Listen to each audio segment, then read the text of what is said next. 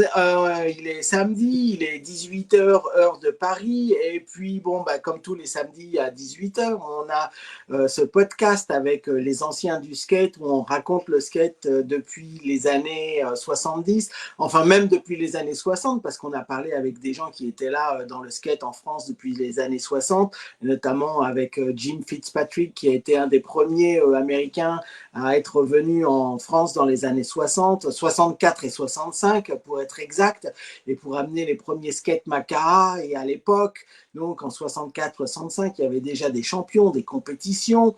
Alors évidemment, tout était à Biarritz parce qu'il n'y avait que les surfeurs qui faisaient du skate à l'époque. Mais bon, les choses ont vraiment évolué depuis ce temps-là. Et puis, donc, on a eu les années 70, 80, 90, 2000. Et à chaque fois, il y a des nouvelles personnes qui viennent. Et à chaque fois, il y a un changement de cap, quoi. Quand on était avec le skate, après, on n'est plus avec, on était avec le surf, après, on n'est plus avec le surf, etc. Et bah, nous, avec Thierry, on fait ce podcast parce que on pense que c'est vraiment très important pour les gens qui font du skate actuellement, qui ont 17, 18 ans, 20, 25 ans, bah, de connaître l'histoire du skate en France, que ça n'a pas commencé il y a 10 ans ou 15 ans, mais que ça a commencé au milieu des années 60. Il y a eu un engouement très fort au milieu des années 70. Et puis surtout, je sais qu'il y a probablement des tas de gens d'entre vous qui connaissent les grandes vedettes, quoi. Et bah, nous, ce qui nous intéresse également, c'est d'interviewer ou de parler avec des gens qui sont pas forcément très très connus, qui sont connus parce que nous on les connaît parce qu'on faisait du skate avec eux, mais par le grand public c'est un petit peu plus difficile. Donc je parle des gens de la Fédé, des gens qui organisaient les compétitions, des gens qui achetaient des cônes pour faire des compétitions de slalom, etc., etc., des gens qui s'organisaient, qui organisaient les voyages des skateurs pour aller dans les compétitions, des gens qui construisaient des rampes de skate, parce que c'est facile de dire on va aller faire du skate sur une rampe, mais qui est-ce qui construit la rampe? Qui est-ce qui construit les skateparks? Donc tous ces gens-là ne sont pas forcément connus et ben, nous, ça nous intéresse de savoir ça. Donc aujourd'hui, on a Fishman et en fait, Fishman, il a un autre nom parce qu'il s'appelle Christian Bastien. Donc, alors, je ne sais pas quelle est ma première question, mais on va dire ma première question, c'est pourquoi Fishman? Ouais, bonjour à tous, hein. Pourquoi Fishman? Ben, tout simplement parce que j'ai commencé ma carrière à Rungis dans l'inspection des produits de la pêche. Et ben, Fishman, c'est simplement parce que on va dire qu'il y avait une odeur après le travail qui s'incorporait un petit peu partout et même dans les voitures. Ce qui fait que j'ai eu quelques remarques en fait des skateurs et disant mais ta voiture elle sent le poisson, on ne sait pas qu'est-ce qui s'est passé. Et ça a été très très vite. Je me suis fait traiter de Fishman, mais bon, j'en suis super content. Il n'y a pas de problème. Alors j'ai lu quelque part qu'en fait au début tout le monde croyait que c'est toi qui sentais le poisson, mais en fait Ouais. j'ai eu une petite anecdote qu'en fait c'est pas toi qui sentais le poisson, c'était bien la voiture et tu avais oublié quelque chose dans la voiture, c'est ça? Alors, ben, tu sais tout, hein. Oui. Oui, Bon, mais vas-y, explique-nous, explique-nous. bon, bah, c'est encore des bêtises, hein. C'est qu'en fait, on a laissé quelques crevettes quand je descendais à Bourges. On a laissé une Ouais, caisse de crevettes sous le, sous la voiture. Enfin, je ne sais pas ouais, si sous vous le imaginez. siège. Et ben, en fait, malheureusement, les crevettes ont tourné et j'ai eu beaucoup de mal déjà à nettoyer. Et pour l'anecdote, j'ai eu beaucoup de mal aussi à vendre ma voiture avec cette odeur. Ouais. C'est une Alfa Romeo en plus. Donc, ouais. Oh non, c'est dommage d'avoir une Alfa Romeo qui sent la crevette. En plus, la Oui, oui. crevette, c'est un peu la pire odeur, c'est C'est vraiment un très petit peu fort. dur. Voilà. Ouais, ouais, ouais. Donc, comme Alors quoi, bon, tous les skateurs ont souvent un surnom. ouais. Mais moi, voilà, c'est comme l'ours, on ne sait pas qui c'est, mais voilà, très très Donc fort. l'ours, c'est moi. Voilà. Donc Alors, voilà. quand est-ce que... Ah, voilà, tiens, j'ai Ah, bonjour Thierry. Thierry qui vient d'arriver. Alors, attends, voilà, Thierry. Voilà, il est avec nous. Bonjour Ah, Thierry, comment ça va? Donc, on avec t'attendait quand même, depuis... là, je commence à désespérer. Là, je viens juste d'arriver, je suis au Quai-des-Morts dans le Var. La météo relativement clémente par rapport à la région parisienne où je suis parti sous la neige et le verglas. Et voilà, je me suis dépêché pour vous rejoindre. J'espère que tout le monde va bien. et je suis ravi de la reprise de ce podcast magique qui va nous faire découvrir encore plein de choses. Ouais, Et ouais, bonsoir ouais. Christian, je vois que tu es parti dans tes odeurs. Voilà, voilà, c'est bien, c'est bien. T'en as des bonnes comme des sévères, mais on va pas polémiquer là-dessus. Non, la Euh, réputation n'est plus à faire. ouais, la traditionnelle question, c'est de savoir comment tu as été amené à faire du skateboard, comment ça t'est pris, quoi. Ouais. Si tu pouvais nous raconter en quelques mots, En quelques mots, qu'est-ce qui bon, t'a donné alors, le virus, quoi. le virus, on va dire directement, c'est ma sœur, tout simplement. Pour des raisons familiales, j'étais à la Porte des Lilas, comme je disais à Xavier. Porte des Lilas, c'est à côté de la Porte de la Villette. Donc, tu vois où je veux en venir, c'est que on m'a filé un skate que j'ai passé. Le premier, je l'ai passé en dessous d'une voiture.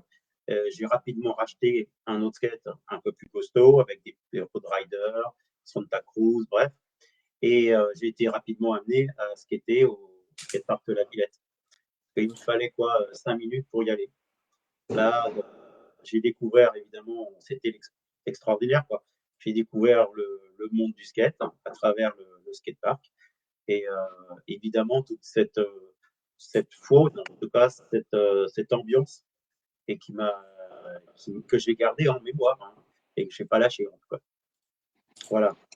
Que ça Ouais, donc commence. ça, c'était en 78, Christian, parce que Voilà. tu parles de la Villette et il était encore, comment dire, organisé, maintenu, ça fonctionnait Alors, ou oui, c'était. j'avais souvenir que au début, il y avait quand même une organisation. Comme tu le sais, on le voit sur la photo, il y avait une petite boutique tenue par Deschamps, Philippe Deschamps. Il y avait de la musique, il y avait toute une organisation, c'était sympa. Mais je suis arrivé peut-être à la fin, alors, tu me diras, alors moi, j'ai pas du tout les notions de date, hein, mais tu me diras, Thierry, je crois que c'est en 79 où le skatepark a été laissé à l'abandon et on a trouvé finalement un skatepark abandonné, mais gratuit, parce que c'était payant. Donc, on a vraiment pris plaisir à skater comme ça de manière un peu sauvage.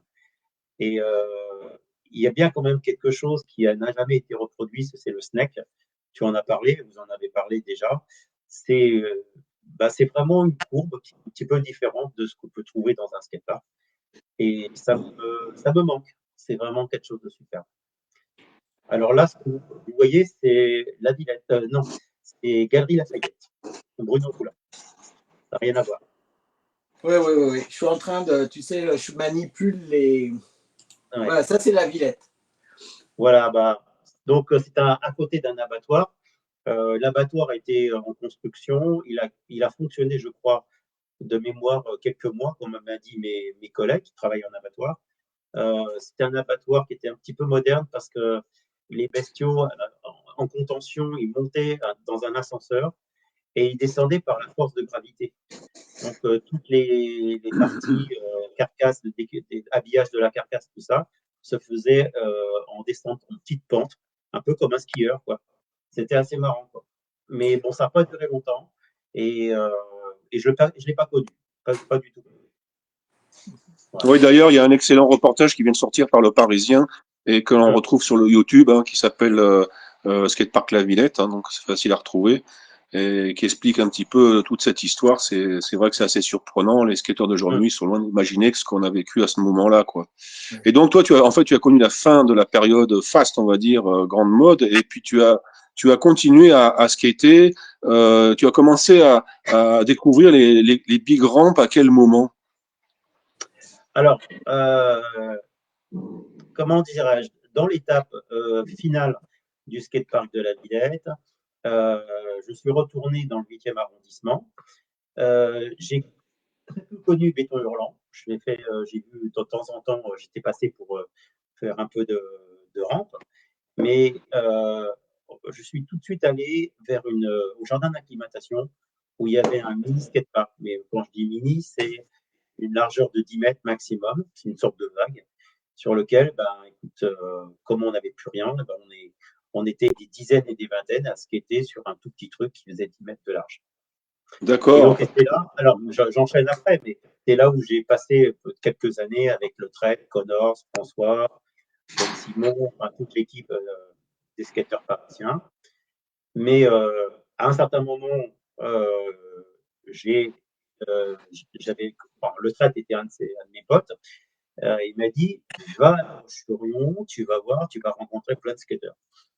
Bon, ok, je prends ma voiture, on y va. Et là, effectivement, pareil, deuxième coup de massue, des gens qui sont super sympas, des skateurs très forts. J'avais j'avais l'impression que c'était un autre monde, quoi. Surtout qu'il y avait des Américains ou des Anglais qui sont passés, qui nous montraient un peu ce que c'était que la rampe. Enfin, on n'appelait pas ça la rampe à l'époque, tu sais, c'est plutôt le U, quoi. Et de fil en aiguille, là où ça s'est vraiment accéléré, c'est qu'on a rencontré euh, trois clubs. Le club de La Rochelle, le club de Bourges, le club de Rouen. Et après, le club de Bordeaux. Et la première rampe en France qu'on a construite, c'était à La Rochelle. Voilà. Donc, on est passé de rien, avec la petite vague, à quelque chose qui allait, pour moi, révolutionner tout, quoi, au niveau du skate. Cette rampe, on appelait la rampe Hollywood, c'est donc un U avec du plat au milieu. Ça a l'air bête maintenant, mais c'était une révolution à l'époque. Alors, moi j'ai une question à ce sujet-là, parce qu'en fait, dans les années 80, est-ce que la tendance, c'était pas plus au street qu'à la rampe? Et enfin, je sais qu'il y avait plein de rampes qui se construisaient, notamment à Bourges, etc. Mais comment est-ce qu'il y avait cette dissociation entre les streeters qui faisaient du skate partout, n'importe où, il y avait des escaliers, des rampes, enfin des marches, etc. Et puis ceux qui étaient les plus anciens, qui étaient plus vers la verte. Bon, il y avait ceux qui étaient au Trocadéro, tout simplement. Et Ouais. il y avait pas mal de spots à Paris qui étaient vraiment sympas, donc on pouvait en faire, surtout la nuit. Par exemple, on prenait des banks, on s'installait au musée d'Orsay.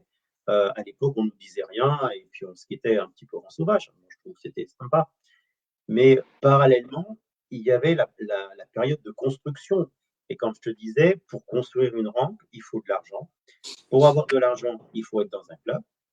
Dans un club, il faut être reconnu, il faut avoir des licenciés. Et si on est bien sage, on a un petit peu de subvention.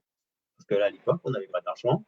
On piquait du bois dans les chantiers, on piquait le coping dans les chantiers. Bon, voilà. C'était MacGyver, en fait, pour faire des rampes. En fait, Et la première Big Ramp, elle a été fabriquée à La Rochelle. voilà. Et après, ça a fait école. Parce qu'effectivement, il y avait trois typologies de pratiquants à l'époque. Il y avait ceux qui étaient restés sur l'ancienne école avec le slalom, le freestyle. Et puis, il y avait le développement du street en puissance avec, grâce au Oli qui a émergé très rapidement. Et puis, à partir de là, il y avait quand même ceux qui restaient un petit peu sur leur fin dans la mesure où ils faisaient du skatepark à l'époque. Et puis, le besoin de vertical. Là, c'est vrai que c'est aussi une sensation, une spécialisation et de remettre le skateboard vers les hauteurs, côté impressionnant, spectaculaire, à redonner ses lettres de noblesse par rapport au street qui était dominant quoi, dans le paysage, on va dire. Hein. Ouais. Oui, bah alors, en fait, c'était quand même beaucoup plus compliqué d'avoir cette discipline et de pratiquer cette discipline, la rampe. On savait qu'il y avait vraiment des chocs, on aimait pas trop les BMX à l'époque, mais il n'y avait pas cette ambiance avec aujourd'hui les patinettes et des choses comme ça qu'on peut trouver aujourd'hui dans des skateparks. On avait cette hiérarchie, toi tu pars, je suis là-haut, etc. On n'avait absolument pas d'accident, quasiment pas. Si c'est un accident, c'était de la faute du skater, de moi-même, en tout cas. Ça m'est arrivé. Ben, les gens qui font du skate dans les rampes, ils savent instinctivement, après une heure ou deux, d'abord, on ne vient pas dans une rampe tout de suite. Quoi. Il faut d'abord avoir certains nombre de mois ou même d'années pour pouvoir skater dans une rampe. Quoi. Mais on s'aperçoit très rapidement qu'il y a un système où il ne peut pas y avoir deux personnes en même temps. Quoi. Exactement ce que tu dis. Quoi. Moi, je pars et tous les autres s'arrêtent. Alors, il peut y avoir deux personnes en même temps si les deux personnes sont d'accord en disant bah, moi je vais faire comme ça et toi tu viens au-dessus, etc. Et c'est un petit peu la même chose qui se passe dans les skateparks. Même en 2024, entre skateurs, on sait que quand il y en a un qui est dans le bol, il n'y a personne d'autre qui y va. Quoi. Et c'est ça le problème qu'on a avec les autres, les trottinettes, etc. C'est qu'eux, ils ne comprennent pas et ils ont l'impression que bah, tout le monde peut y aller et c'est là où on a des accidents. Quoi. Donc, le problème, c'est l'information. Comment faire passer cette information à tous ces petits minots qui arrivent c'est dangereux pour eux et c'est dangereux pour nous, mais c'est plus dangereux pour eux parce qu'ils sont tout petits et nous on pèse plus lourd quand on est plus grand. Ouais, c'est vrai Oui, que c'est un côté très, très sportif, mais le problème, c'est qu'il y a des codes, mais tout le monde ne les connaisse pas, quoi. voilà, mais d'autant que moi, je suis malheureusement un partisan, d'après ce que j'ai vécu, enfin, de la rampe, de la big ramp, parce que moi, je trouve qu'il y a moins de danger, quoi qu'on en dise par rapport au street.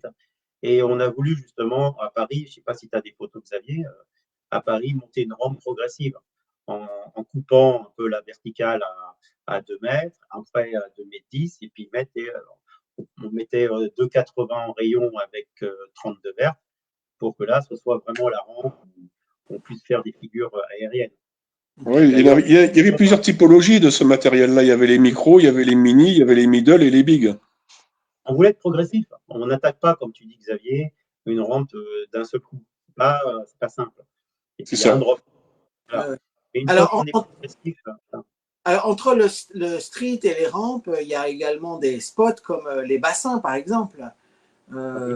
Alors, est-ce que tu peux nous parler de l'époque des bassins? Qu'est-ce que Du c'est les bassin, bassins? À quoi ça correspond? Et pourquoi c'est quelque chose qui reste dans l'inconscient de tous les skateurs en disant oh, les bassins, c'était vraiment extraordinaire, quoi. les bassins de la Tour Eiffel, tu parles. Hein. Ouais, ouais. Oui, les bassins de la Tour Eiffel, c'est typiquement un endroit un peu mythique. Ah non, ça, c'est Marseille, ça. Ça, c'est Marseille, ok. Ouais. C'est mythique parce que, en fait, c'est un endroit un peu magique. Ça c'est même pas la peine d'expliquer. Mais c'est surtout que tout le monde se retrouvait à un endroit et on ne pensait pas, lorsqu'il y avait plus d'eau sous les bassins, qu'il y aurait une surface vraiment, vraiment lisse, vraiment agréable et surtout progressive. On s'attendait à quelque chose avec des kinks. Non, c'était vachement agréable. Alors, je pense que c'est ça. Et puis en plus, il y avait on pouvait curver. Il y avait beaucoup de choses qui étaient agréables là-dedans. Et tous les Américains comme Natas Kopas qu'on a ramenés, ils hallucinaient, quoi. C'est un endroit mythique. On lève la tête en l'air. On avait la Tour Eiffel. Et, on avait quelques canards autour de nous pour l'ambiance. Et on a amené un balai, par contre, hein, parce que c'était bien. Ah ben oui, Les balais, incontournable. on connaît tous Classique. l'histoire des Ah, balais. ça, Ouais. On est tous passés par là. voilà. Mais l'ambiance, le nombre de personnes, tout s'est passé en nuit de façon assez discrète. Donc, ouais, ça, effectivement, l'ensemble faisait que c'était quelque chose de mythique. Hein. Alors, je Voilà. cherche des photos. Alors, je suis vraiment content parce que tu m'as envoyé 1000 photos. Et alors, le problème, c'est que maintenant, il faut que je trouve dans les 1000 photos quelles sont les photos qui correspondent à ce que tu dis. Mais je Alors, vais les trouver, je fais t'inquiète pas, je vais les trouver. Voilà, une j'en ai petite trouvé pub pour une. un site qui s'appelle Endless Line. Hein. Voilà. C'est la grosse période des boneless, hein, Créa Fishman. Ah oui, des boneless pour tout ce qui pouvait être sur des petites structures comme ça, c'était des boneless. Mais il y avait des Et les ollies. pro- Hein. On bien a sûr vu qu'il y des avait le Oli, ensembles. puisque Ouais, Natas, il avait fait le transfert par-dessus l'îlot central. oui. Ah, c'était quand même assez agréable. Mais il n'y avait pas que ça, quoi. Il y avait plein de spots à Paris et en région parisienne. Mais des spots, s'ils existaient encore, vous en avez parlé, par exemple, le spot de Maison Alfort qui s'appelait Les Gigiottes. Voilà, ça c'est Manix, d'ailleurs. Voilà. Alors, Vraiment. ça c'est pour la petite histoire. Donc, tous ceux qui ne connaissent pas, c'est les bassins de la Tour Eiffel où Voilà. tous les grands skateurs des années 80 sont passés, quoi. Et Manix, on le salue s'il nous voit. On a également Stéphane et Jean-Pierre qui sont présents, qui nous écoutent. Donc, on leur dit un grand bonjour Salut également. Stéphane, salut Jean-Pierre. Voilà. On a quand même eu des bons moments là-dessus. Il y en avait des petits aussi, des bassins au Trocadéro, quand ils étaient vides, c'était pas mal aussi. Alors pourquoi? La question c'est vraiment pourquoi ils l'ont vidé. J'ai pas vraiment la réponse. Il me semble que c'était pour le nettoyage, mais ça n'a pas duré longtemps. Ça n'a vraiment pas duré longtemps. Ça a duré combien de temps? Moi, je pense, si je ne veux pas trop dire de bêtises, 2 ou 3 semaines maximum. Oh, c'est tout. Mais c'est Oh incroyable. non, mais attends, Tout parce le qu'il monde. y a, Oui, c'était oui, dire. il y avait aussi à un moment donné, ils avaient surnommé toute la bande là, d'invétérés habitués des lieux le bassin team. Ouais. Et il me semble que ça a duré un peu plus que ça, puisqu'il y a eu quand même pas mal de reportages dans Nowhere, entre autres. Et, Ou alors ça a été vidé à plusieurs reprises, en Je fait. crois que ça a ah oui, été vidé au moins 2 fois, oui. Mais bon, il c'est faudrait ça, qu'il y ait quelqu'un c'est ça. qui. Mais Et c'est le spot par excellence, quoi, sous la Tour Eiffel, un truc de fou, quoi, pour le skateur mordu Hmm. de ce genre de choses, pour s'affranchir un peu du poids. Et c'est vrai que c'était génial, c'était smooth, mais c'était intéressant à voir, quoi. Il y avait des Voilà, possibilités. c'était très, très médiatisé, hein. Je crois que tu Ouais, peux très passer pas mal médiatisé. de photos.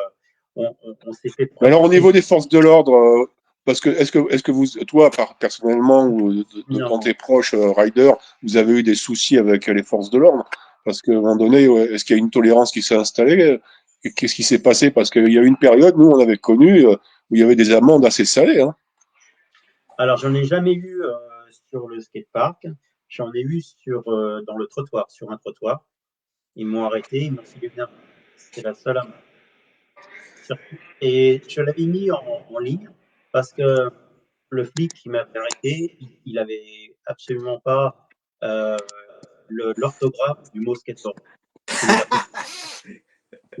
SKY, enfin bref. Bref, j'ai gardé le PV. À l'époque, c'était 75 francs quand même. Ah oui, oui. Bon, ça, c'était pour l'anecdote. On a tous eu droit, à un moment donné, à faire à ce genre de désagrément, si l'on peut dire. Non, on a fait beaucoup de choses borderline, mais on ne s'est pas fait coincer. Et là où j'aurais pu être vraiment, pas inculpé, mais on m'aurait embêté, c'est quand on voulait franchement construire des rampes. Ce que je disais à Xavier, on essayait de prendre des copings, c'est-à-dire dans les chantiers, Ah de ouais, voir ouais, piquer le à truc droite et à matière gauche. première. Voilà, notre rampe était construite avec des parpaings en norme. Le bois, c'était un bois précieux. Il y a des choses qu'on a fait. C'est pas qu'on le regrette, mais on était un peu borderline. Parce qu'on n'avait pas d'argent. On voulait Bah, construire, évidemment. on n'avait pas une thune, hein. Mais alors, Alors, justement, à un moment donné, tu as utilisé ton terrain personnel, ton jardin de campagne, pour faire les essais et des montages incroyables, avec le lieu de Et ben stockage, voilà, quoi, non? tu connais donc là où j'habite, il y avait des bois en or. L'homme a eu une maladie, on a fait des parpaings. Les parpaings, enfin, les bastings sont, étaient conservés au frais, au sec. Ils ont servi pour le montage de la rampe de Paris. Mais c'est des rampes, c'est des bastings de 4 mètres. On les a coupés sur place et on a fait la rampe de skate sur place dans ma maison de campagne avec Pierre André, avec tout plein de gens, Nicolas Malinowski et d'autres personnes. Et une fois qu'on avait tout bien coupé, bien rangé, et ben on a tout ramené dans un gros camion sur Paris. Wow. Et donc, elle était située au stade Georges Carpentier, c'est ça? Alors, il y a deux mots. Il y a le stade du Trou, où c'était la seule rampe sur Paris, où on Mhm. dit porte de Choisy. Ça a été fait la porte de Choisy. Voilà. Donc, Et il y a ça, eu c'était cette une des rampe. premières rampes qu'il y avait sur le territoire, qui commençait à avoir pas mal d'adeptes de vertical. Et c'est celle qui a accueilli quelques célébrités. Tu peux nous en dire plus? mhm. Alors, on a accueilli, lorsqu'il est passé, Christian Ozoy. On a aussi Marc Rogowski, Gator. On a eu, oh là là, les noms, Jeff Grosso, peut-être, je m'en souviens plus, ou deux, trois personnes qui sont assez connues. Ils nous ont fait une démo, on a complètement halluciné, c'est pareil. Et on avait le plaisir de dire, mais on a créé une rampe, la première rampe de Paris. Bon, il y avait celle du 15e aussi, hein. Mais on avait créé cette rampe et les pros sont venus nous voir. Et je m'en souviens toujours, Gator a dit, ta rampe, elle est killer, elle est complètement hallucinante. Et ça fait plaisir. Ça fait plaisir. Donc, comme on dit, entre le street et la rampe, tu vois, moi, mon choix, c'est vraiment la rampe parce que j'ai eu beaucoup plus de sensations à construire et à développer et à faire quelque chose de ça que le street parce que voilà, ça reste un Ce objet. qui me semble complètement affolant, pour l'anecdote, c'est qu'il n'y avait pas de réseaux sociaux, il n'y avait rien, Ouais. hein. Et que des Américains débarquaient pile poil sur la rampe. Fallait vraiment avoir un réseau relationnel Mmh. quand même dans ce milieu, les bruits allaient vite, et c'est extraordinaire quoi qu'ils aient atterri Ça là. va très vite. Ça va très vite puisqu'il y avait mon pote Klaus Grafke qui venait de temps en temps sur Paris et un photographe qui est assez connu, enfin qui était connu à l'époque, c'est Keith Stephenson. et il faisait beaucoup de photos pour Thrasher Magazine. Il était pigiste sur Thrasher. Donc, il suffisait d'une ou deux ou trois photos dans le magazine et hop, c'était parti. Tous les Américains déboulaient. Comme pour le D'accord. Ouais. Nord, comme pour Bourges. Voilà. Ben, Tu as dû ils en ont fait croiser. des vidéos. Il y a une vidéo de Street on Fire également où on retrouve des extraits de Paris, non? Je me souviens plus qui est-ce qui était là. Il n'y a pas Natas Kopas qui a été filmé sur Ouais, Paris? c'est ça, ça doit être Natas Kopas. Ouais, ouais, ouais, ouais. Oui, Et probablement, parce il n'avait qu'il pas était fait les parti bassins, dans il n'a pas le été filmé dans les bassins. Ici, il y a les Si, bassins, bien sûr. Il me bien semble qu'il y a sûr. quelques extraits de bassins, bien sûr. Ouais, ouais, ouais. Non, non, Ouais. c'était assez mythique, le Trocadéro, quand même. Hein. Il y Ah avait pas bah de. oui, oui, oui, Voilà. oui, oui. C'était un spot de street assez extraordinaire, hein, même encore aujourd'hui. Donc, Bah ouais, avec les configurations parfait. de marche sur le bas, c'était assez intéressant. En plus, les petits tremplins que vous ameniez pour faire des wall rides, Ouais. effectivement, c'était devenu le lieu de repli quelque part, hein, de rendez-vous. Et puis, Voilà. sans parler des slalomers ou des freestylers, parce qu'ils étaient aussi en plein essor. Hein. Alors moi Donc, j'ai une question parce que j'habite aux États-Unis, donc je suis un petit peu loin de tout là. Mais qu'est-ce qui se passe avec le Trocadéro? Ils vont le casser? Ils l'ont pas cassé? Qu'est-ce qui s'est passé après les Jeux Olympiques? Ils vont le laisser ah, dans l'état dans lequel il c'est une était? bonne, très bonne question. Ce que j'ai cru comprendre, c'est qu'ils allaient le refaire.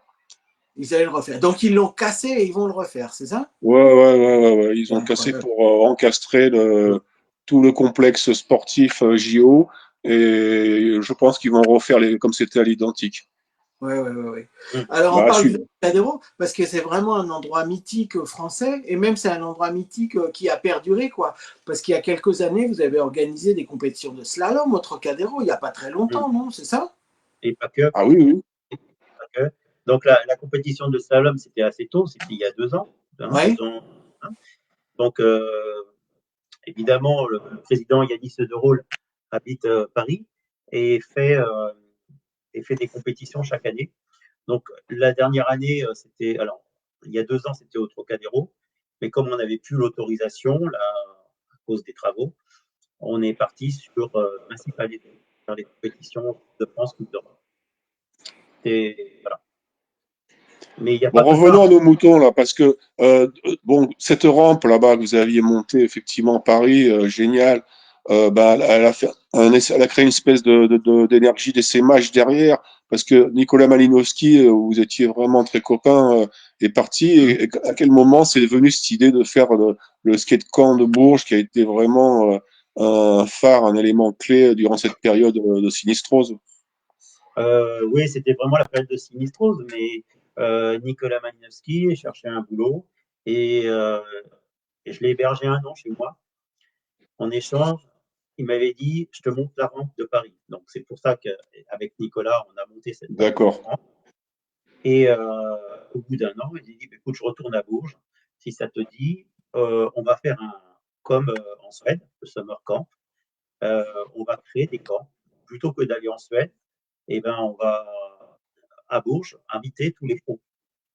Et pendant 3 ans, enfin, moi, je suis pas tellement meneur, je suis plutôt follower. Hein. Je lui dis, mais c'est une idée complètement folle. Quoi. Je veux dire, on n'a pas d'argent, on n'a pas de créneau, on ne sait pas où les héberger. Oh, t'inquiète, etc. Donc, au bout de quelques mois, il est arrivé à trouver les financements. L'hébergement, c'est une ancienne école normale. Et la rampe Mhm. d'évitation, je vais la construire. Donc, moi, je passais de temps en temps à Bourges. J'avais, je voulais bien voir ce que ça pouvait donner. Il y avait, anciennement, il y avait une ancienne rampe qui était dans un local, en couverte, et très petite. Et le jour où il y avait le camp de Bourges, je suis tombé, mais alors sur le cul, parce que c'était la plus grande rampe qu'on ait jamais vue. Même les Américains n'avaient pas vu une rampe aussi grande. Elle faisait plus de 10 mètres. Oh, ah Donc là, oui. c'est pareil, ils ont halluciné. Et pareil, de fil en aiguille, la première année, on a eu pas mal de monde. Euh, les personnes qu'on a invitées la première année, c'était des personnes que j'avais vues au championnat d'Europe 1985 de mémoire à Rouen. Donc il y avait Mike McGill. Et Mike, quand il me dit, bah, écoute, je lui dis, est-ce que tu as l'intérêt de venir dans un camp d'entraînement, un summer camp à Paris? Ouais, Bourges. Il me dit pas de problème, je vais inviter mon pote. Et son pote, c'était Kevin Stab. Donc voilà.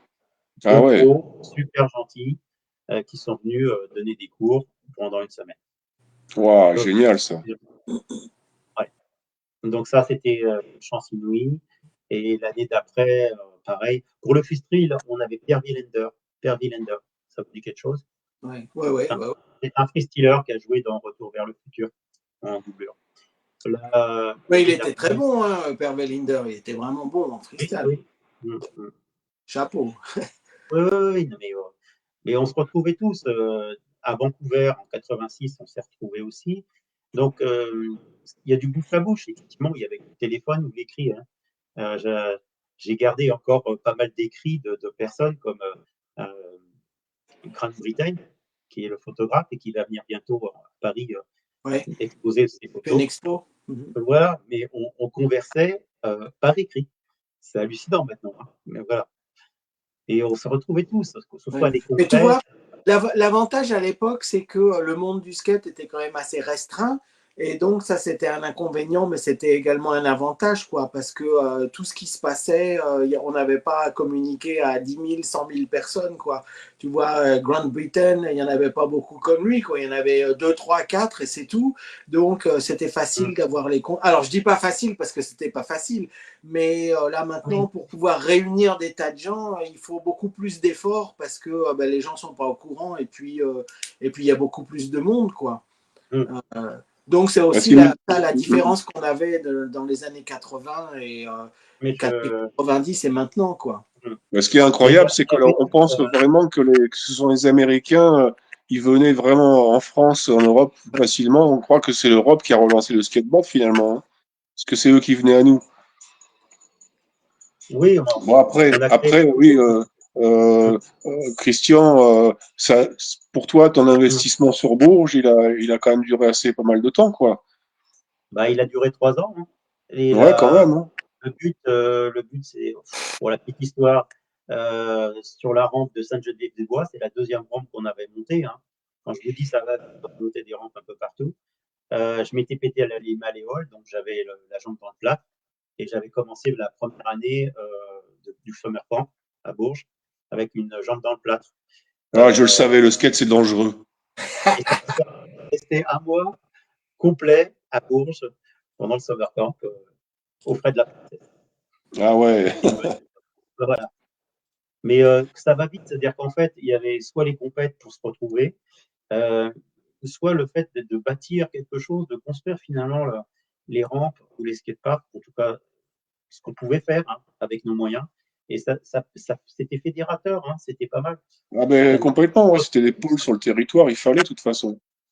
Et on se retrouvait en disant, bah, tiens, tu peux nous inviter, t'as de quoi, on peut crêcher chez toi, etc. Donc on partait à Bordeaux, on partait à Toulouse, on partait à Rouen chez Bruno Rouland. Enfin voilà, c'était super, c'était convivial. Hein, Ah, c'était qui du n'a pas fun. connu ces treks, ces déplacements pour aller voir les uns les autres participer sur des événements, du Après, covoiturage et autres. on était parti aussi dans des compétitions étrangères. Hein. La plus connue, c'est évidemment Munster. Il y en avait en Mhm. Tchéquie, en Angleterre, il y en avait un petit peu partout aussi, et en Espagne aussi. Et J'essaie raconte de ton, trouver des photos, là. Je ouais. cherche des photos. Ah, il y en Raconte-nous a ton périple quand vous êtes parti avec les Français à Vancouver que Pierre-André a Et la été sacré. douane. Ah voilà. ouais, Vas-y, raconte-moi l'histoire de t'as la des douane. anecdotes de folie là. Non, mais c'est le problème c'était Vancouver, c'était l'exposition universelle en 1986.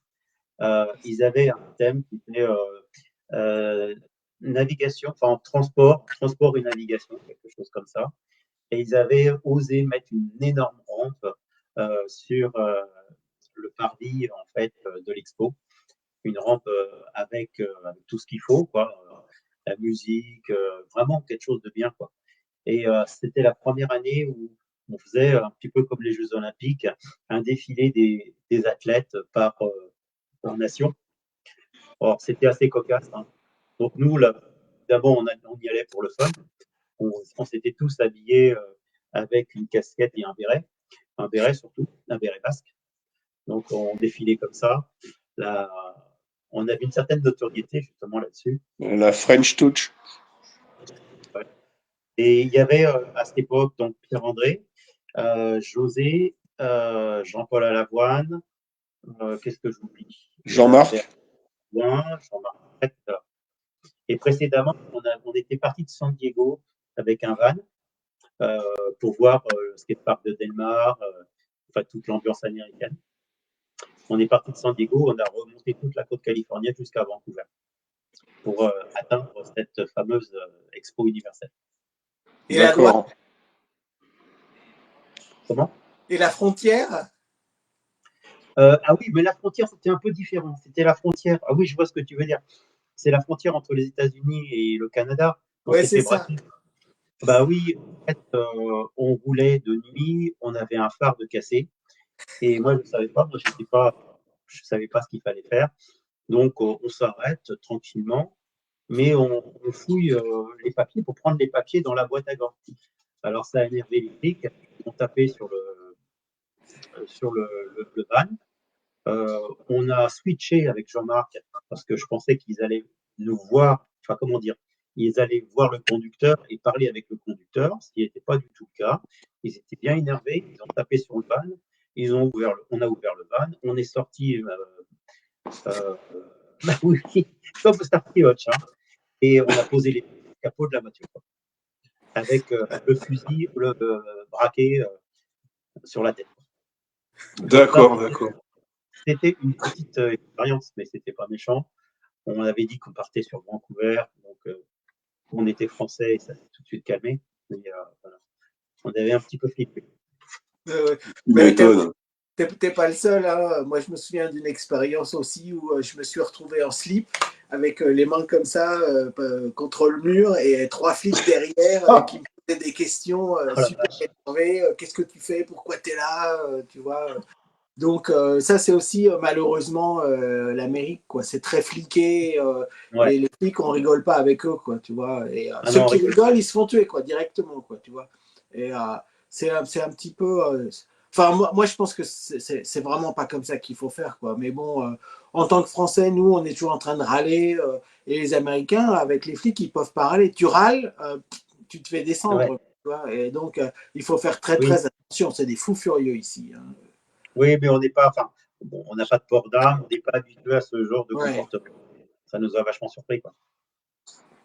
Ah, ah, c'est comme ça. Alors moi, ce que j'aimerais aussi que tu nous dises, parce que tu en as parlé un tout petit peu là, donc pour tout ce qui est équipement, les rampes, etc., donc il faut de l'argent. Donc qui est-ce Ouais. qui finance? Ben, on peut financer de sa poche, quoi, mais bon, construire une rampe, ça coûte vraiment une fortune, quoi. Donc, et puis c'est une rampe, quoi, donc on peut pas avoir une rampe dans chaque, dans chaque ville, quoi. Alors comment on fait pour trouver de l'argent? Et pourquoi donc Hum. une fédération, quelle que soit la fédération, peut aider pour financer les skateparks et les compétitions et les sorties dans les compétitions et les minivans, etc. Comment on fait pour trouver de l'argent? Là, voilà, comment on fait? C'est-à-dire, qu'est-ce qu'il faut faire surtout? Ben, on a compris que pour être reconnu et avoir de l'argent, il faut donc être licencié, avoir un club, ce qui emmerde tout le monde, bien sûr. Mais on est arrivé justement à organiser ça au moins sur Paris avec Gérard. Il y avait Pierre-André, il y avait d'autres personnes pour essayer que le skate soit connu. Moi, j'avais la partie style ramp, Pierre-André avec la partie free. Euh, on arrivait à se débrouiller, on avait de la mairie du 13e un petit peu d'argent, mais ça ne suffisait pas. Bon, il y avait une subvention, clairement, ça ne suffisait pas pour monter une rampe. Et on s'est tout de suite orienté vers des compétitions un peu plus musclées, faire des Coupes de France, etc. Donc c'était à l'époque où on a repris la fédération en tant que, enfin, fédération dissidente. On s'est trouvé avec des autorités qui nous disait si vous voulez avoir de l'argent, si vous voulez des rampes, il faut faire des compétitions. Voilà.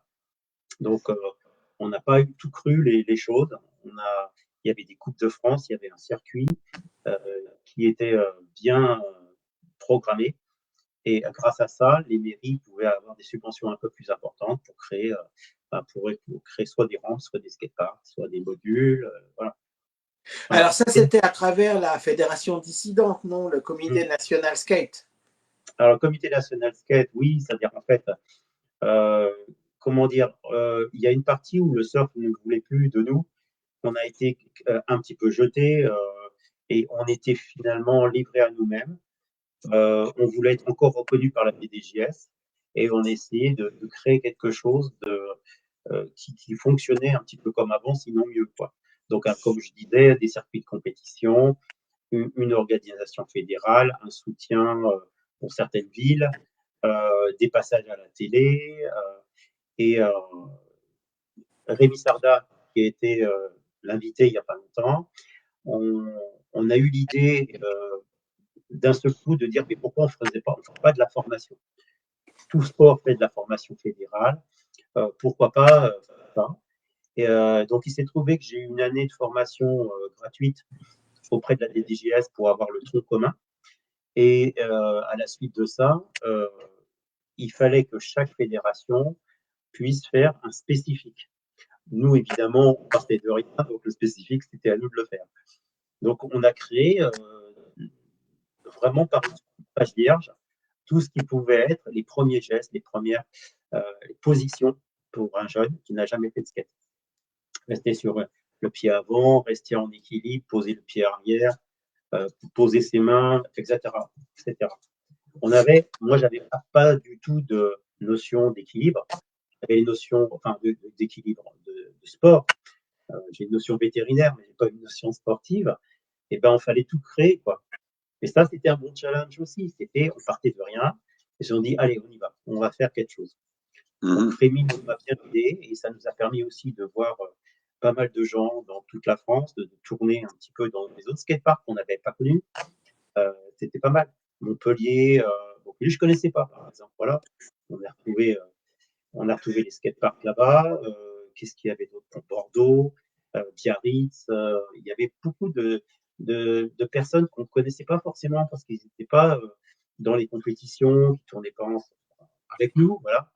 Et voilà, tout à fait, c'est que du bonheur. C'était que du bonheur. Alors, le comité national skate, ça a duré combien de temps?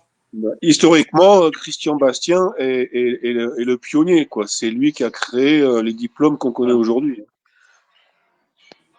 On a créé ça de toutes pièces, comme je l'ai dit. Il reste, j'imagine que maintenant, c'est beaucoup plus professionnel avec des gens qui s'y connaissent mieux que nous, évidemment. Cela dit, bon, pour moi, l'expérience que j'en retire, c'est qu'on avait besoin justement de cette formation pour que des jeunes qui veulent être embauchés par l'UCPA, par le Club Med à l'époque, puissent avoir un diplôme. Voilà. C'est un diplôme reconnu par la Fédé. Un grand diplôme, c'est un vrai premier degré qui était vraiment inscrit et reconnu par la DDGS. Voilà, ça c'était bien.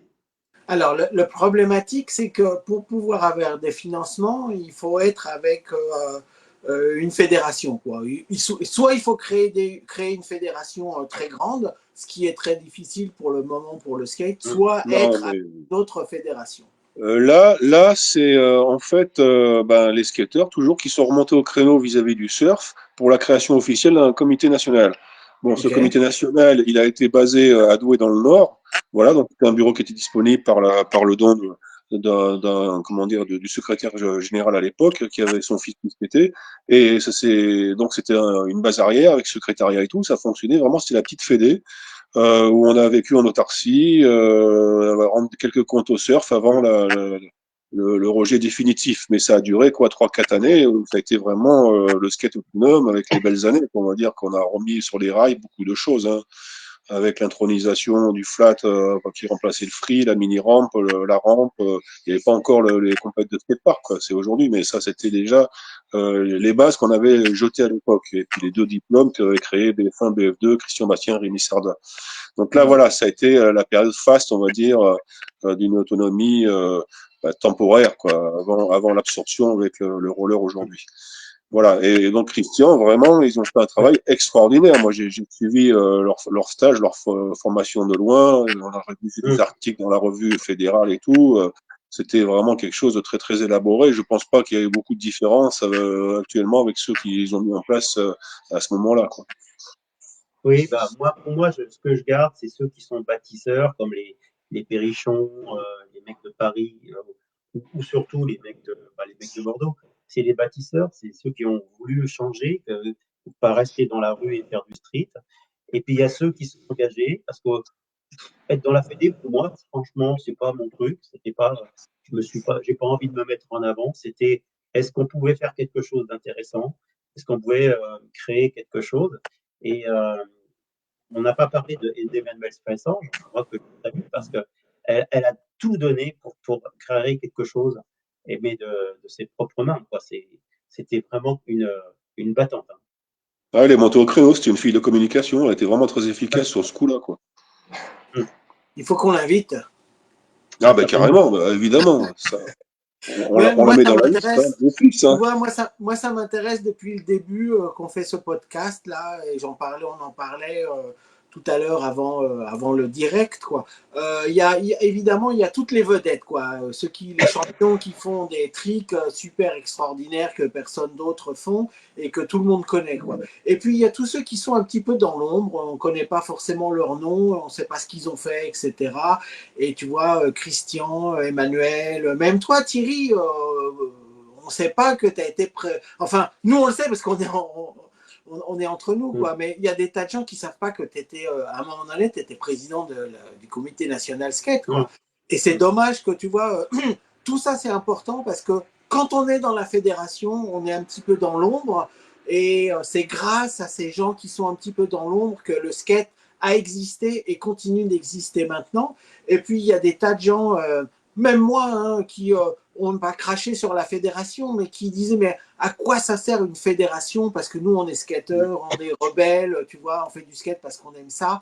Et puis, on se rend pas compte que pour avoir des infrastructures, il faut qu'il y ait quelque chose derrière. Et ce quelque chose derrière, c'est la fédération. Comme je disais, quelle que soit la fédération, soit une fédération attachée au surf ou au roller, soit une fédération indépendante. Il y a des tas de gens qui veulent une fédération indépendante, mais comme dit Thierry, levez-vous les gars, quoi, faites-le, quoi, parce que Ah, ben, vous l'avez fait, toi, Christian et Thierry, et puis vous avez été obligé de le laisser tomber, et puis de le donner ça au roller, parce que c'est très, très, très, oui, très, très, très difficile. non, mais bon, voilà, on va pas polémiquer là-dessus. Après, c'est d'autres intérêts, c'est politique, c'est au-dessus. C'est un rouleau compresseur. Bon, on va pas rentrer dans le détail, mais il faut rappeler quand même cette période où nous étions tous des skateurs vraiment qui composaient ce comité national. Ce qu'on faisait nous par rapport peut-être à d'autres ou même à l'heure actuelle, c'est qu'on était tous sur le terrain, quoi. On allait sur les coupes de France, sur les championnats, on aidait les clubs. On était omniprésents, donc on était tout représentatif. Puis en tant que pratiquant, ça passait beaucoup mieux, quoi. Voilà, voilà la différence. Seulement, bon, est-ce que ça reviendra peut-être un jour? Il faut l'espérer, parce que le skate est en train de reprendre de la hauteur vers ses ailes, là, hein. Donc, il y a quand même Oui, des postes qui commencent à se concrétiser sur le territoire, quoi. Enfin, moi, en ayant suivi les JO skate, moi, il y a des choses où j'ai toujours peur de l'influence, pas de la fédération, mais du nombre de licenciés. Quand on voit, moi, j'avais deux fédérations, deux présidents de fédération, et notamment le tir à l'arc et puis le skate. J'ai toujours eu l'impression que les gens qui connaissaient pas, ils disaient, mais vous êtes quoi, 10 000 licenciés, 6 000 licenciés, mais c'est ridicule. Et moi, ça m'énervait profondément, parce que c'est pas parce qu'on a 10 000 licenciés qu'on est moins bon que les autres. On a une notoriété, une image de marque qui est aussi bonne que, je dirais n'importe quoi, le vélo au niveau médiatique, le skate, c'est énorme, alors qu'on arrête de nous parler de licenciés, qu'on parle Ah, mais de c'est mettre ça, ils veulent des chiffres, des statistiques. C'est comme ça que ça marche, malheureusement, dans ce pays-là. ils donnent pas Mais les moi, autres. la question, moi, là, je leur envoie la question, je leur dis, mais faites le comparatif avec d'autres disciplines. Vous dites, il y a beaucoup de skateurs, mais il y a très peu de licenciés pour vous débloquer des moyens et vous faire évoluer. Ok, c'est une chose, mais est-ce que tous ceux qui font du vélo sont licenciés? Ah, eh ben, Non, on revient sur le même parallèle. Il y a le côté loisir, il y a le côté occasionnel, il y a le côté moyen de transport, et le côté sportif, c'est qu'une minorité. Point, c'est tout. Voilà, tout le monde a une raquette de ping-pong, mais tout le monde Ouais. ne s'appelle pas. Voilà. Et oui, ok, il y a beaucoup de licenciés, c'est plus facile de faire du ping-pong que de monter une rampe. Seulement, si on fait une comparaison, par exemple, par rapport au tennis, on ne va pas demander à un tennisman de couler le bitume et le grillage. Mais nous, on nous demandait ça. C'est ça qu'il faut voir, c'est qu'on nous demandait, si vous voulez skater, il va falloir construire, il va falloir tout monter. Et il va falloir en plus créer un club. C'est ça la difficulté. Je pense qu'on a eu du mal et on s'est épuisé, même avec Thierry, c'est que justement, on n'a pas forcément la force de frappe au niveau des mairies pour dire, voilà, on est quand même beaucoup de licenciés, c'est un sport en mouvement, c'est un sport qui attire. On ne savait même plus quel argument il fallait donner. Mais aujourd'hui, si le skate est aussi bien placé aujourd'hui, c'est parce que on savait montrer un peu ce que ça pouvait faire. On n'était pas des voyous, on n'était pas des gens qui étaient dans la rue. On savait qu'on pouvait être structuré. Et je Mais pense que aujourd'hui, voilà, il y a un cette phénomène qui est génération, assez nouveau, qui est à l'origine des diplômes, c'est que maintenant, il y a l'école du skate. Donc, les mamans, elles amènent leurs gamins dans les clubs, et c'est ce qui fait grossir les effectifs. Petit à petit, ça reprend vraiment du volume, et voilà. Puis, bon, bien sûr, les effets JO, etc. Mais la démultiplication des skateparks, il y a aussi pour beaucoup, hein. ouais, tant mieux. Ouais, bah c'est super. Donc, tu as participé, toi, à de différentes opérations comme Bercy ou autres, Fishman. Oui, le méga free. Bon, Voilà, c'était c'est ça, méga free, ouais. le méga Comment free, ça s'est ouais. passé? Parce que vous avez rapatrié des tonnes de bois depuis Bourges, c'est ça, non? Oui, c'était justement encore les Berrichons, là, les castors de Bourges, qui ont monté complètement cette rampe assez folle à l'intérieur de l'enceinte. Elle était construite et montée dans les sous-sols de mémoire et Oh, remontée sur la plateforme. Ouais, c'est un truc de fou. Donc, oh ils là étaient là en là train là, de sortir et tout faire dans les sous-sols. Ah, ils ont truc eu du de fou. courage. Bon, Ah ouais, c'est ouais. hallucinant. Non, il y a eu ça. Donc, Bercy, on a invité aussi des graffeurs. Olivier Mégaton, qui est aujourd'hui un producteur de films comme Taken. Voilà. Il était graffiteur et en même temps skater. On l'avait invité à l'occasion pour faire de l'animation. Voilà ce que je peux dire. Mais il y en avait d'autres. Il y avait d'autres animations sur Paris, au Grand Palais, euh, de mémoire. Il y avait quand même cette rampe qui a été montée au Trocadéro par Snuff à l'époque, donc tu dois connaître. Ouais. Et il y avait quand même beaucoup de choses qui se sont créées un petit peu sur Paris, mais toujours entre Paris intramuros. Hein. Il n'y D'accord. avait jamais Est-ce eu que de vous, développement extérieur. Pourtant, il y avait est-ce que, Villepinte, il y avait d'autres skateparks. parce qu'il y avait aussi des grosses opérations comme le Lacanau Pro, tu en étais avec Bourges, y étais ou pas sur cette Ah, histoire-là? j'y étais pas. La Cano Non? Pro, j'ai vu une fois Damestoy là-bas. C'est plus Non, La j'y étais pas. Rochelle, non? Peut-être pas. Ouais. Oui, probablement. Oh là là. Mais des petits clubs comme La Rochelle fonctionnaient justement assez bien avec la mairie. Il y avait un parc des expositions. Ils proposaient d'amener la rampe. Eux, ils étaient tout frais payés. Il y avait à l'époque, c'était Christophe Betty dans le team Vision. Je ne sais pas si vous vous souvenez. Oui, c'est ça. Ils, Ouais. ils faisaient pas mal de démos un peu à droite à gauche et ils arrivaient à monter des rampes ou se déplacer pour promotionner le skate. C'était vachement bien. Hein. Alors finalement, c'est Donc, grâce à toutes ces actions que le skate a commencé à reprendre une certaine crédibilité parce que ces années un petit peu compliquées des 80, on va dire, c'était pas du tout gagné ni évident de démarcher un décideur, un élu en l'occurrence, pour lui ouais. demander de faire un petit skatepark, une piste, Mmh. sans avoir aucun recul ni expérience de la question, considérant encore le skate comme passager ou pour une Mmh. bande de gamins désœuvrés ou que sais-je, des critères, qu'aujourd'hui, il y a un recul tellement considérable avec des sauts générationnels, même ça se trouve, eux-mêmes ont pratiqué ou ont des enfants qui en font. Donc, c'est beaucoup plus facilitateur pour les générations actuelles, je pense. De toute façon, aujourd'hui, il y aura peut-être plus de facilité, je ne veux pas dire de bêtises, hein, pour créer un rampe ou un skatepark. Euh, les problèmes, ce ne sera pas forcément le matériel, c'est l'infrastructure. Si on veut quelque chose, il faudrait que ce soit indoor. Et pour être indoor, il faut de la place, etc. etc. C'est tout pareil. Une rampe indoor, c'était idéal, mais un petit skatepark indoor aussi, hein, évidemment. Ça. Bien Et, sûr. parce que si on fait un feedback de 40 ans, on était tout le temps dehors. Hein. Il n'y avait rien de couvert, hein, franchement. À part sous les ponts, mais il n'y avait rien de couvert. Hein. Voilà. Là, je vois que dans les messages, il y avait Jeff Edge. Oui, c'est quelqu'un qui est passé. Dimitri Mas, évidemment, je l'ai connu un petit peu moins, mais il était un bon skater. Et Bruno Roulant, qui faisait qui a fait une rampe. On appelait ça la rampe. Et la rampe dans son jardin. Et il était à côté d'une station d'essence. Son père tenait une station d'essence. Et donc, quand tu remplissais ton réservoir à la pompe, bah, tu vois des mecs skater à côté. Ça, c'était cool.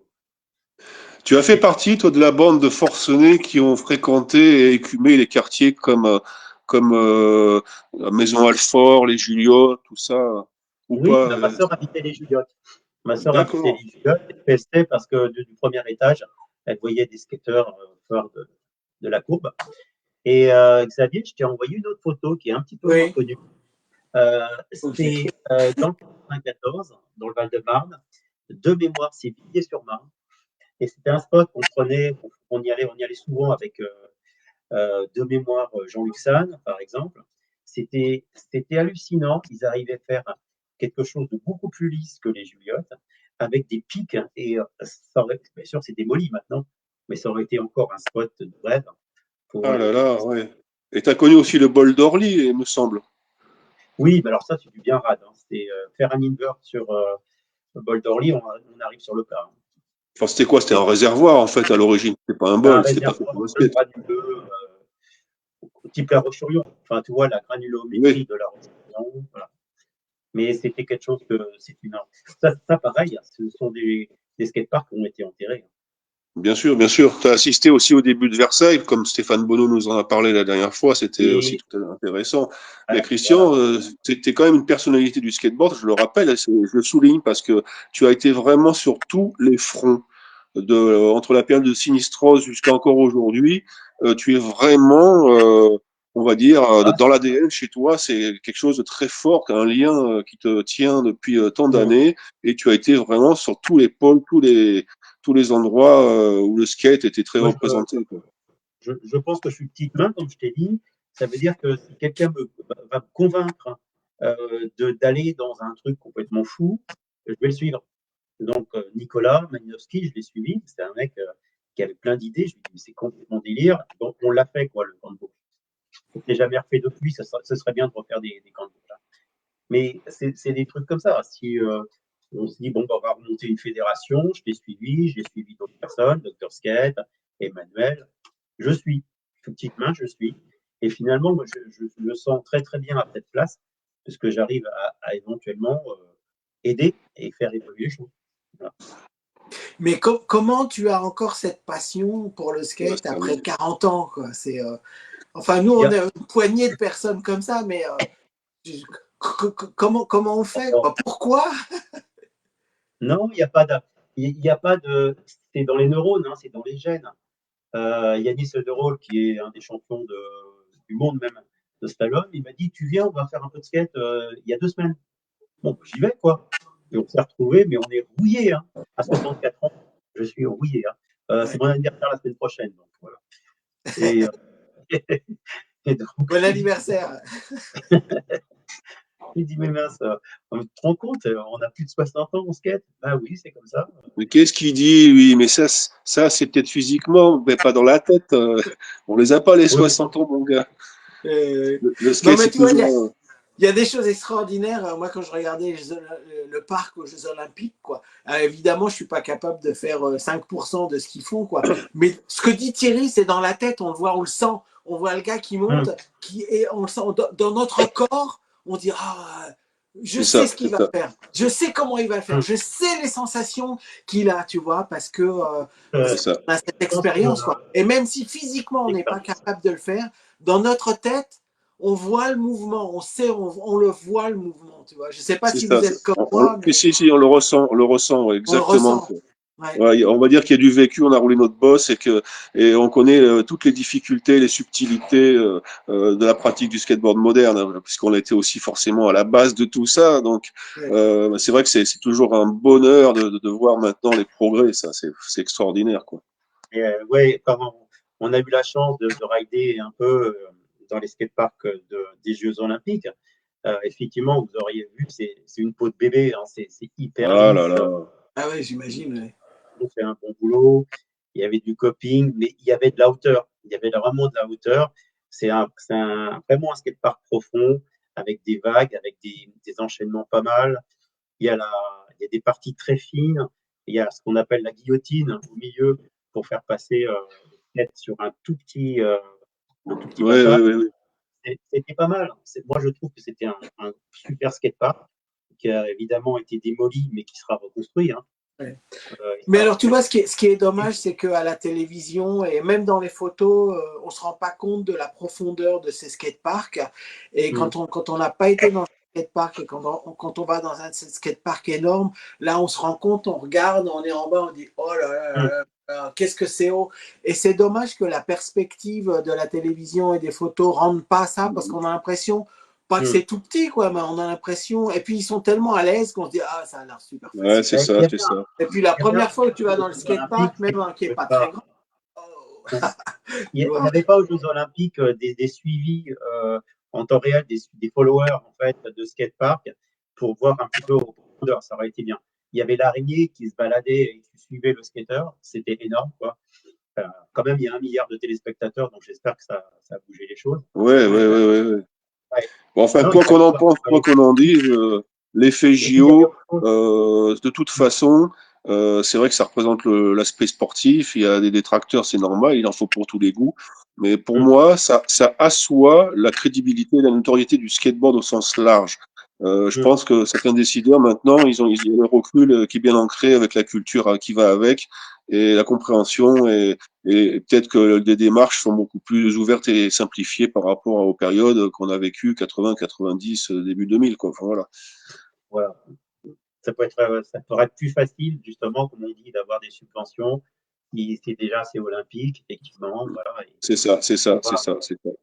ouais, ouais, ouais. Ça progresse, ça À progresse. Le côté, skate avance toujours, hein, quoi qu'on en dise. Hein. C'est en constante évolution. C'est vraiment un outil super magique, quoi, créatif pour moi, il y a un bel avenir, quoi. mais c'est une représentation. Effectivement, on peut skater comme nous. On se connaît depuis 30, 40 ans, d'accord.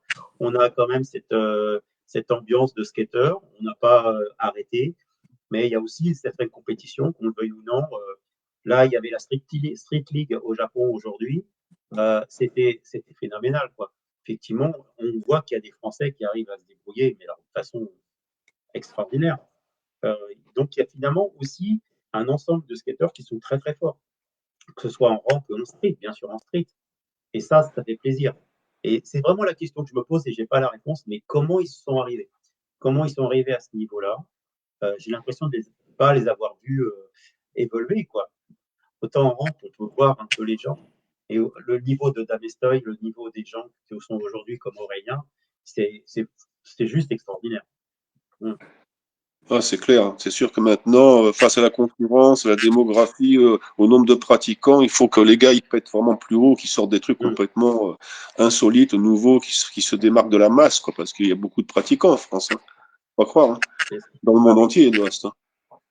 Mais tu vois, ce que tu dis, Christian, c'est vraiment important, quoi, parce que moi, malheureusement, mes enfants, ils font pas beaucoup de skate, mais ils font beaucoup de football, soccer ici. Donc, et ils ont des tas d'entraînements, ils s'entraînent qu'à tous, et c'est niveau local, hein, c'est pas niveau professionnel et international, quoi.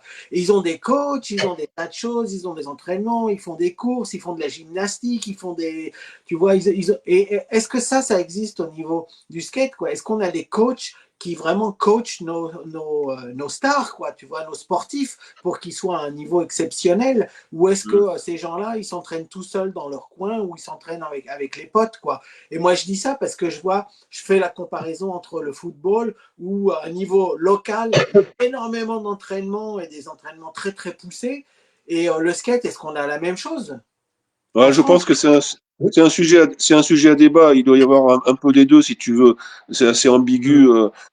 C'est vrai que comme tu dis, qu'on compare à d'autres disciplines sportives, moi personnellement, je suis pas ancré dans le système pour dire bon, ceci ou cela, mais ça nécessiterait quand même beaucoup plus de suivi, d'accompagnement des meilleurs riders français, quoi.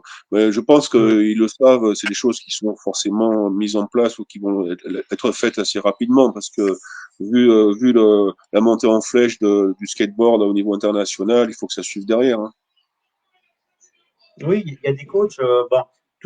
Bon, ma petite expérience des JO, je te dis, il y a des coachs. Effectivement, il y a des gens qui entourent les skateurs, bien entendu, quoi. Bah oui. Mais ma deuxième expérience en paralympique, tir à l'arc, ça m'a fait voir autre chose.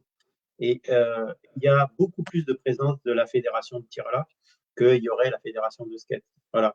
C'est par exemple le président de la fédération italienne nous a dit, vous êtes volontaire, je vous serre la main, voilà, je m'appelle, exactement. Il y a cette présence qui était omniprésente. Et il y avait des gens, il y avait des masseurs, il y avait des kinés, il y avait plein de choses, il y avait des gens, Ouais, voilà, voilà. évidemment, c'est des gens en chaise roulante, etc. Ils avaient de la volonté, etc. Mais il y avait énormément de gens qui gravitaient autour du sport, beaucoup plus. Ouais, ça Donc, manque le gars avec le bâton qui fout des coups, qui lui dit recommence 10 fois. Mais ça marche. Enfin, moi, je suis pas non plus pour pousser les gens parce que moi, je crois que ça vient de l'intérieur, quoi, tu vois. Et quand on pousse de trop, ça casse tout. Mais un coach, Ouais, c'est vraiment un coach. Un coach, c'est quelqu'un qui t'aide, quoi. C'est pas forcément quelqu'un qui te dit t'es qu'un con, tu y arrives pas, tu pousses pas non, assez. non, Il faut, tu vois, le coach, c'est voilà. vraiment quelqu'un qui te pousse à faire les c'est choses. ça. Tu vois? Alors peut-être qu'il emploie des mots en disant ouais, tu le fais pas assez, tu pourrais le faire, regarde, tu peux faire ce mouvement-là, donc tu peux tourner 2 fois plus, tu vois. Il y a et là, ça devient un niveau plus élevé, quoi. Un coach, c'est vraiment Ouais, un coach. mais Il sait ce qu'il fait, quoi. l'idéal, Pas un gars comme nous qui savent faire bien du skate et qui dit ah ouais, vas-y, tu peux y aller, tu vois. L'idéal, c'est un coach qui est ancien skateur, qui a skaté, qui Ouais. connaît les bases, la pratique, les sensations, toutes les affinités et les nuances du skateboard, mais qui est aussi un coach mental pour Ouais. soutenir le moral et accompagner le rider dans le haut niveau. Donc, bien sûr, ça réclame des entraînements en skatepark privé ou autre. Voilà, ça c'est dans l'absolu, c'est comme ça devrait se passer logiquement. Hein. La personne que vous allez inviter la semaine prochaine, elle vous en parlera. Je te laisse Oui, pas son nom. on n'en dira pas plus, mais effectivement, il y a quelques petites pointures qui nous attendent à tous, là, dont certains qui ont eu la chance, la rareté d'être aussi sponsorisés par les Américains. On connaît quelques-uns déjà. On vous laisse la surprise. Mais c'est vrai que la France n'est pas en reste en termes d'image skateboard international, quoi. Et ça fait plaisir à voir, quoi. Oui, voilà. Donc, Bon, ouais, est-ce que tu aurais vraiment un petit mot pour la fin, notre ami Christian, parce que là, l'heure a tourné, on a fait le tour de la question, ou une anecdote, quelque chose, les dates, non? alors moi j'ai plus la notion des dates. Ce que je sais, c'est que la seule chose que je peux dire, c'est que ce que tous les skateurs, je leur dis bonjour, à tous ceux que je connais, et surtout, ben, skater le plus longtemps possible, vous ne prenez pas la tête, et je crois que c'est la meilleure façon de, de vivre. Mais à mon avis, ça ne se perdra pas. La, la notion, si on est skater, ce sera tout le temps. Ce sera le jour, la nuit, quand on est malade, quand on est bien, quand on n'est pas bien. C'est plus qu'un remède. C'est une planche de salut, c'est la liberté, et puis c'est bien de faire savoir, faire connaître surtout l'histoire, de partager, de transmettre, et c'est ce qu'on est en train de faire, c'est le but aussi de ce podcast. Ouais. En tous les cas, merci à toi d'être venu. Xavier, ben, bravo pour cette reprise. J'espère que tu es bien installé chez toi maintenant et qu'on va Et pouvoir j'ai des reprendre le cours cartons des choses. partout, c'est infernal. Je voulais dire aussi quelque chose. Je voulais dire que ben moi, je lis le livre de Thierry. Je ne l'ai pas lu d'un seul coup, mais je lis de temps en temps. Et franchement, c'est un ouvrage absolument exceptionnel. Et c'est beaucoup de travail. Il a mis beaucoup d'années pour écrire ce livre-là. Mais au-delà de toutes les années qu'il a passé pour écrire ça. C'est vraiment un livre qui raconte l'histoire du skate en France. Parce que, comme je dis toujours, l'histoire du skate aux États-Unis et dans le monde, il y a des dizaines ou voire des centaines de livres. Donc, on sait ce qui s'est passé aux États-Unis, mais on ne sait pas toujours ce qui s'est passé en France. Et moi, je suis absolument persuadé que quelqu'un qui fait du skate actuellement doit savoir, doit connaître l'histoire, par où on est passé, qu'est-ce qui s'est passé, quels ont été les échecs et à la suite des échecs, comment on sait, comment on a réussi à se récupérer. Et Thierry, il parle de tout ça dans son livre, quoi. C'est un gros livre. C'est pas un livre qu'il faut lire en une soirée, mais c'est un livre qu'on peut feuilleter et on peut revenir et c'est vraiment intéressant. Donc, tous ceux qui nous écoutent là maintenant, je sais que probablement tout le monde a un livre, l'ont acheté. Mais pour les nouveaux qui savent pas encore qui est Thierry ou qui est Fishman, etc., achetez ce livre et vous aurez toute l'histoire du skate en France dans les 40 dernières années et ça vous donnera une idée de pourquoi le skate est arrivé là où on est maintenant et qu'est-ce qu'on va faire dans le futur. Donc voilà, donc bravo Thierry, c'est vraiment, tu as fait vraiment un travail exceptionnel. Et merci beaucoup. il faut en profiter, quoi. Il faut qu'il y ait plusieurs de livres. Bon, c'est vrai que il y a les dédicaces m'attendent, mais c'est vrai que c'est le premier témoignage d'un skateur comme je suis depuis tant d'années, vécu et qui amène sur toute l'évolution de la pratique sur le territoire, même au-delà. Hein. Et puis j'oublie personne, c'est ça, quoi. C'est vraiment une histoire vraie, vécue. Et donc à travers ça, je rends hommage à beaucoup de personnes et je n'oublie personne. Voilà. Donc justement, écoutez, hein, on peut le trouver facilement sur Google, il n'y a pas de souci. Et il y a une nouvelle version qui va sortir d'ailleurs.